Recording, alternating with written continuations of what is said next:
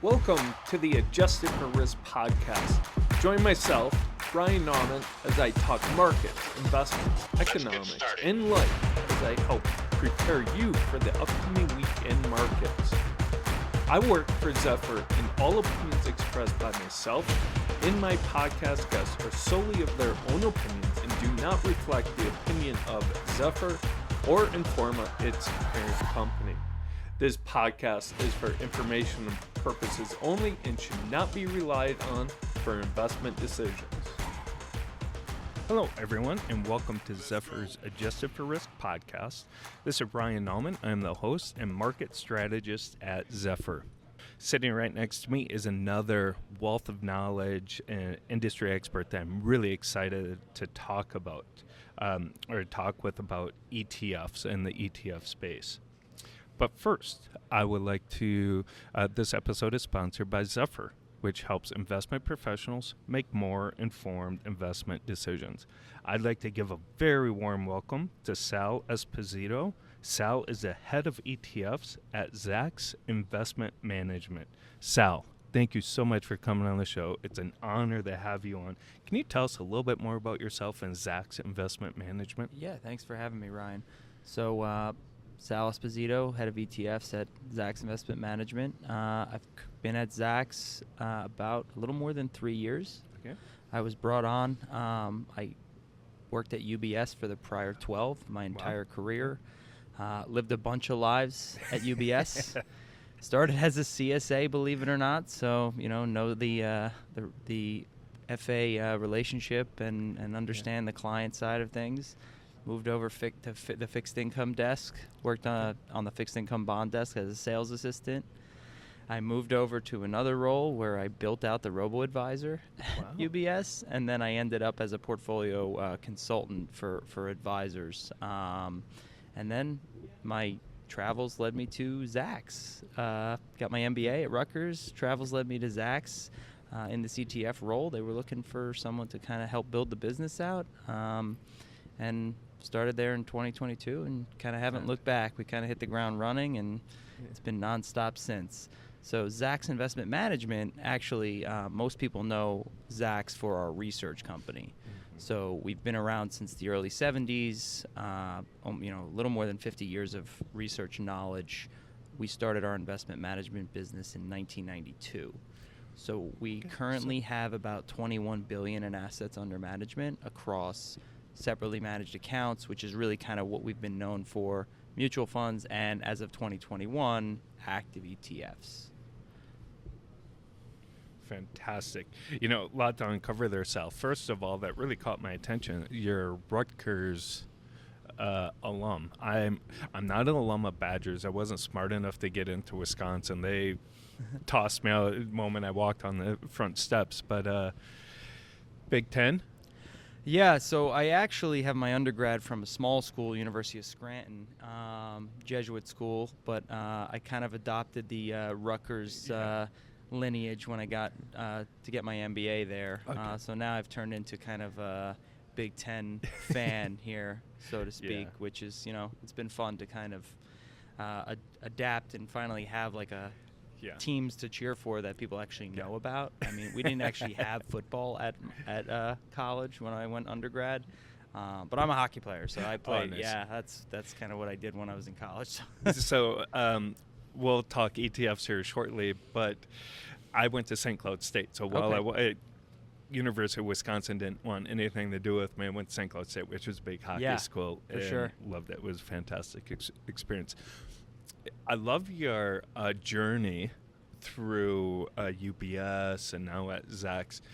I feel it's so important to, especially now where you have so much knowledge about the entire space. Mm-hmm. It's not just like you only know ETFs, but I think that's so important in being able to tell the narrative.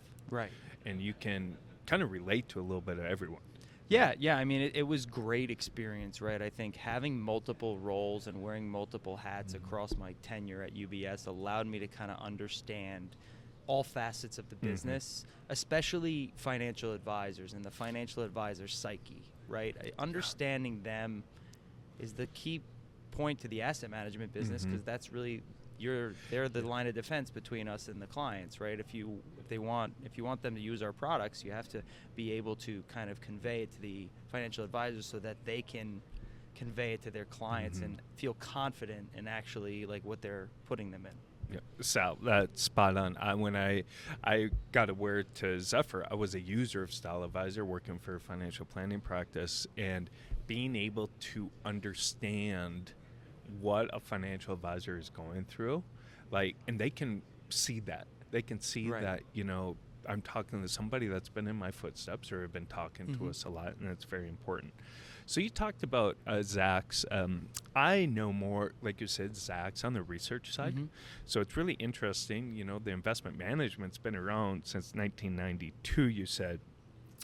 How's it evolved over the years? You mentioned SMAs, really known SMAs and ETFs. And do you leverage that research a lot in your investment management? Yeah, so absolutely. So everything we do on a daily basis, our portfolios are designed and based on using all of our research, right? So the story behind it is we're a family-owned company. Len Zacks founded Zacks Investment Research in the 70s, PhD from MIT, came out, created this concept of earnings estimate revisions, and looking at analysts and the analysts on the companies that they cover, and taking all the analysts' revisions that they make and formulating a thesis around market anomalies and their earnings estimate revisions.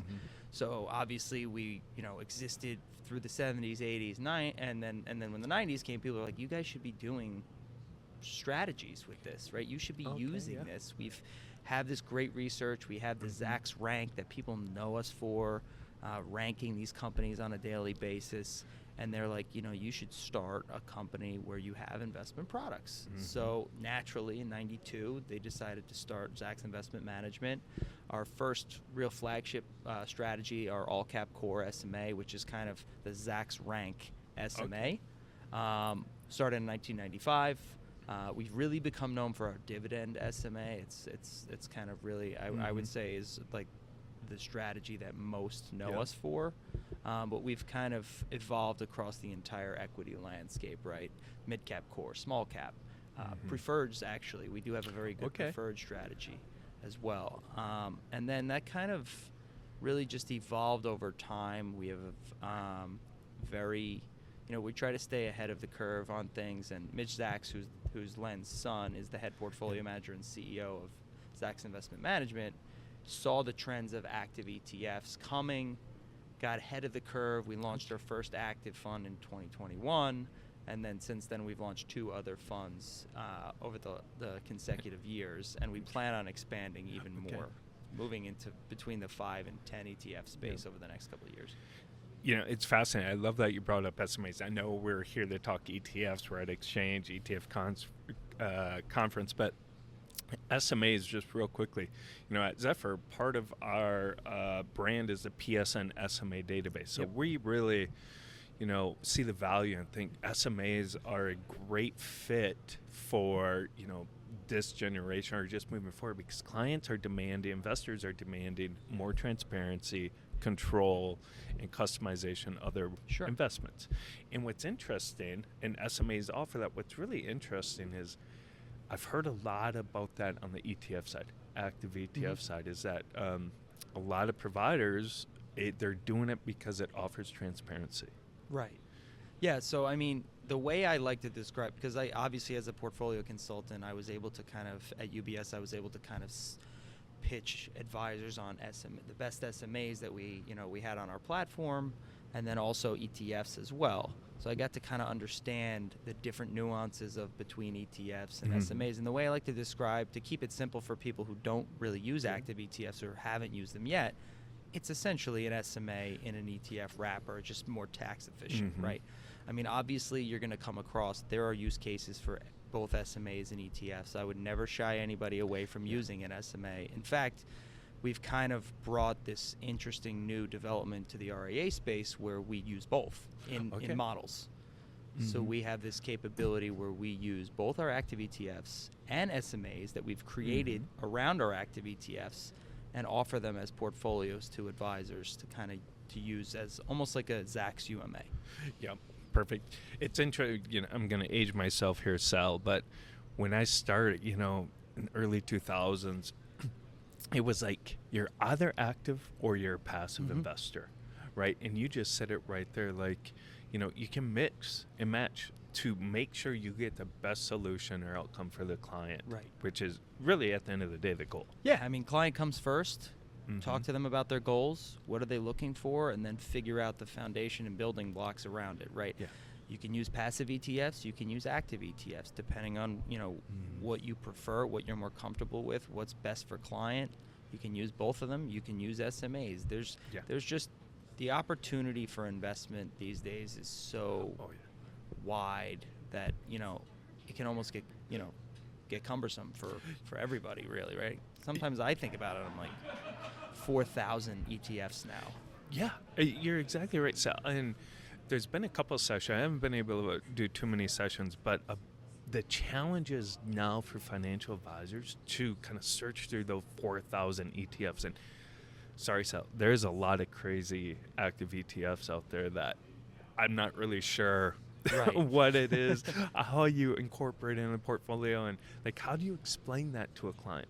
Yeah, I guess you got to have kind of like a level set barometer if you're an advisor or, and just kind of look at things from the 10,000-foot level first. Think about which companies you're comfortable with. Get to know their processes, right? I mean, we're super research heavy, and that's all we do is we're known for research. You talk to 100 people, and 99 of them know we have research, right? Yeah. We're applying that daily to all of our strategies. And it's like if you're comfortable with the process of the firm you're working with, that's really kind of the best way to kind of convey it to a client, right?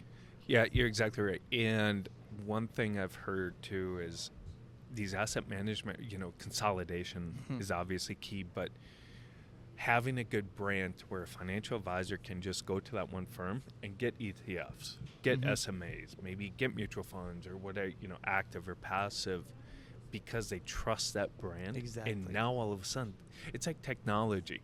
Financial advisors want an integrated solution, single sign-on. It's kind of like that with asset management. Now they want one solution. Yeah, I mean, if they believe in your story, and this is what I tell all of our salespeople, you're selling Zacks. You're not just selling the product, right? You're selling the story, the belief that we can actually manage the client's money, in a way that, we're protecting the principal. We're always concerned about, the downside, because that's kind of really what we're known for, right? We're really kind of known for downside protection with our strategies.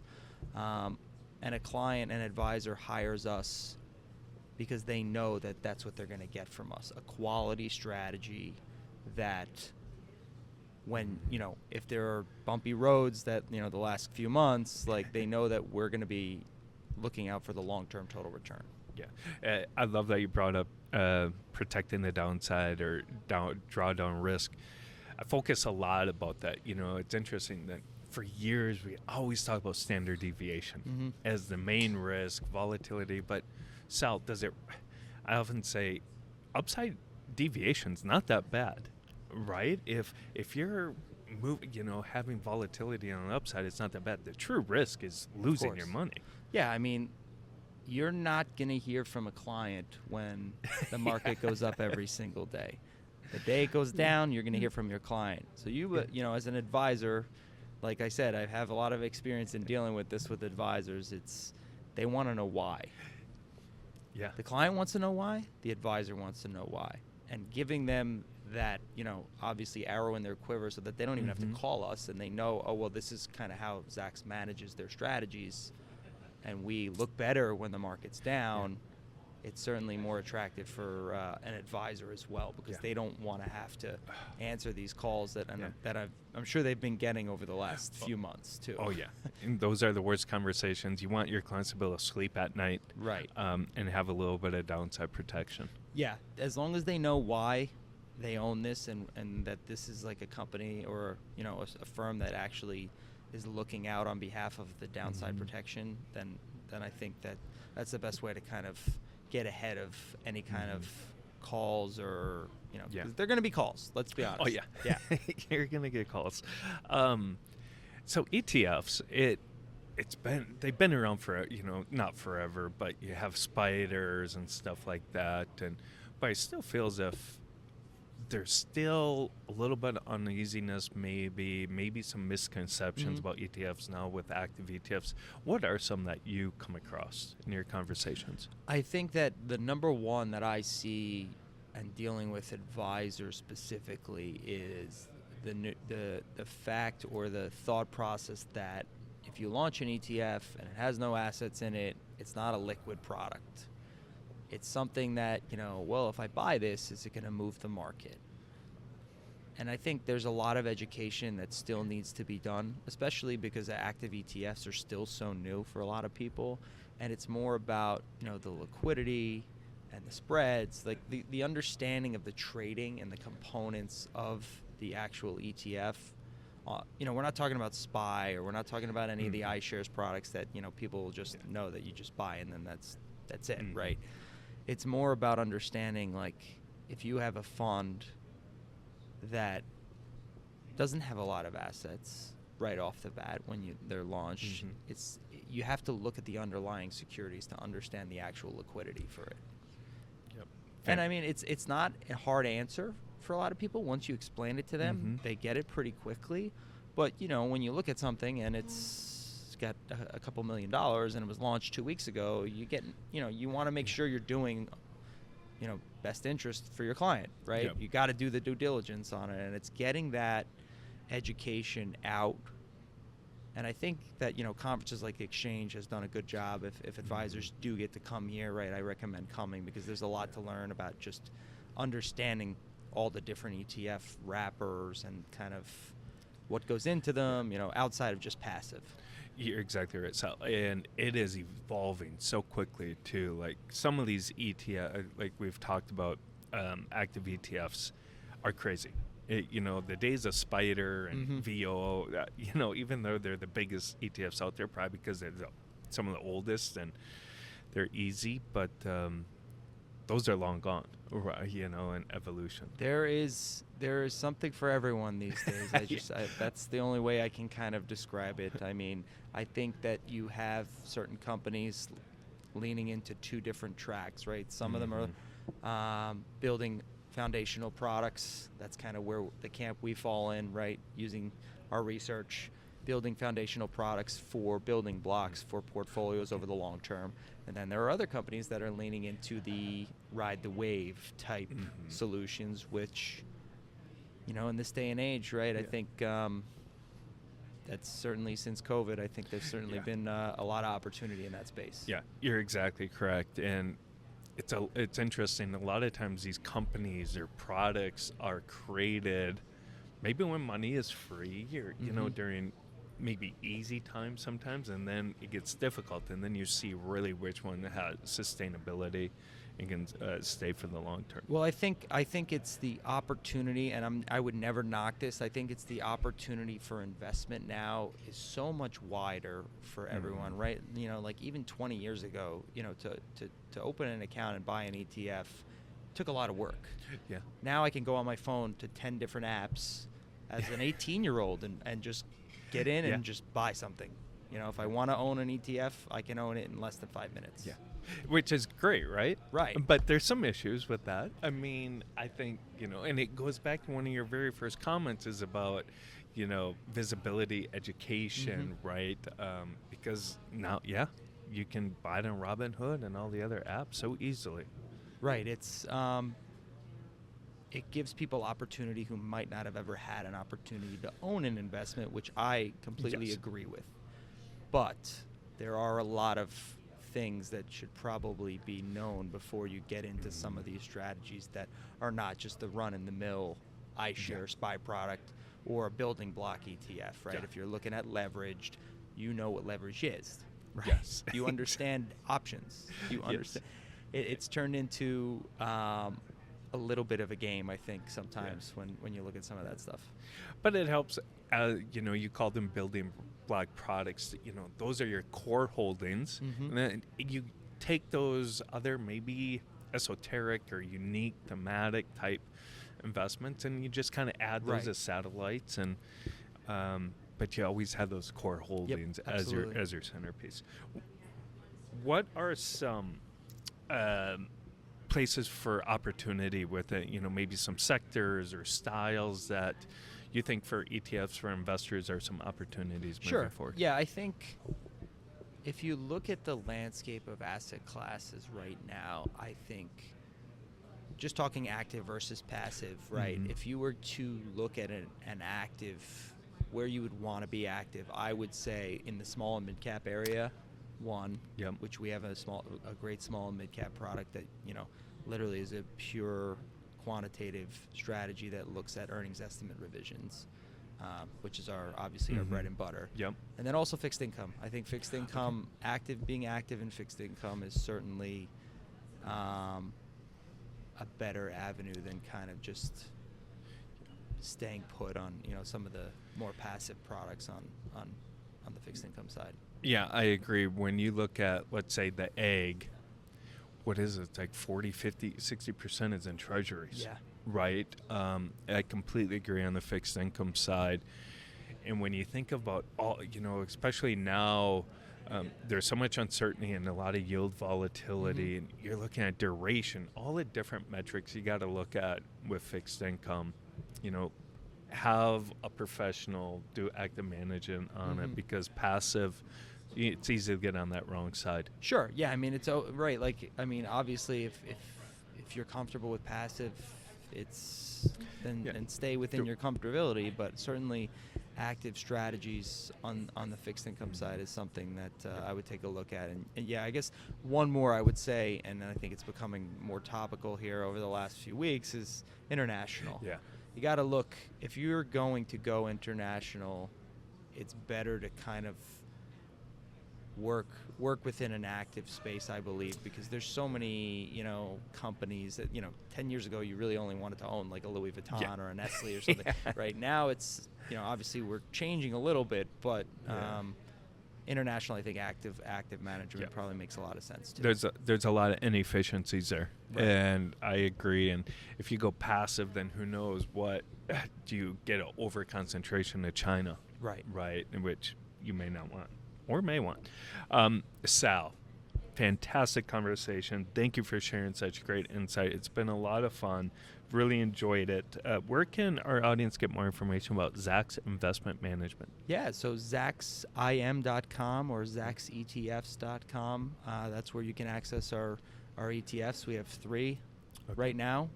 We're hoping, like I said in the beginning, to build a coalition of about 5 and 10 ETFs. But we're building strategically, right? We're not just going to throw out products because to throw out products. It's to ride the wave. We're doing things methodically, and we want to make sure the strategies make sense for the market and make sense for advisors that use us or like us. Yeah, right. You don't need to be throwing out products there and jeopardize that great brand that you have by maybe throwing something out there that doesn't work. Of course, yeah. And I mean, like, the 3 products we have are right. I mean, I can go through them if that's okay. Yeah, no, go ahead. Yeah. So we have an earnings consistent ETF, ZECP, which is a large cap core strategy that focuses on earnings consistent and growing earnings companies. So as you can imagine, right now, very good time for that product. Last 2 years, not so much, because it's the mandate of the portfolio doesn't really hold, hold NVIDIA. So, I mean, you can do the math on that. Anybody listening, right? The last 2 years you didn't hold NVIDIA. Yeah. Might not have been great, but certainly now, times of volatility, great strategy. Our active small and mid-cap ETF, SMAs, like I mentioned, active small and mid-cap is a space to kind of look at, because 30% of the Russell 2000 is not profitable businesses. Right. So owning a strategy that certainly can kind of, you need to know what you own in that space. And many advisors and many clients just kind of pick and choose the benchmark ETFs. And that's really probably the biggest opportunity for alpha, I think, on top of fixed income, obviously. And then we recently launched a growth strategy. That was actually, our growth strategy was the Top Gun Award winner. Our Zacks Focus Growth ETF, GROZ. It's a clone of our SMA strategy.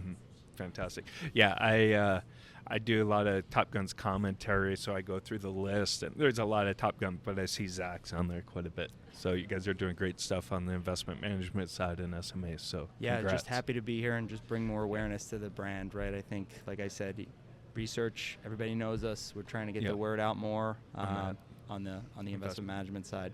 Fantastic, Sal. Thank you so much. It was an honor to have you on. Really fun conversation.